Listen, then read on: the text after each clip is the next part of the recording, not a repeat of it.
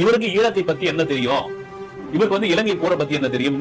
விஜய் தமிழ்நாட்டுல இல்லாம என்னங்க வந்து ஆந்திரா மகாராஷ்டிராவில் இருக்காரு, அவருக்கு என்ன தெரியாதா?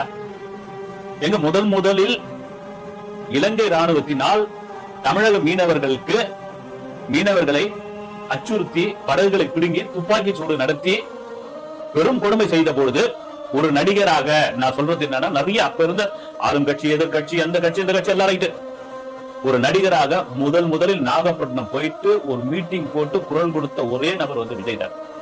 இந்த மாற்று கருத்து இல்லவே இல்லை. அங்க இருந்த அப்பொழுது இருந்த தன்னுடைய நற்பணி இயக்கத்தை சேர்ந்த தோழர்களிடம், எப்ப நான் வேலாயுதம் படப்பிடிப்பு பொள்ளாச்சியில இருக்கிறேன், நான் வரேன், ஒவ்வொரு நாளும் என்ன செய்தியை பாக்குறேன், எனக்கு ரத்தம் கொதிக்குது. ஏன்னா மீனவர்களுக்கு தொடர்ந்து ஆதரவு கொடுக்கக்கூடிய மீனவ நண்பன் கூட சொல்லலாம்.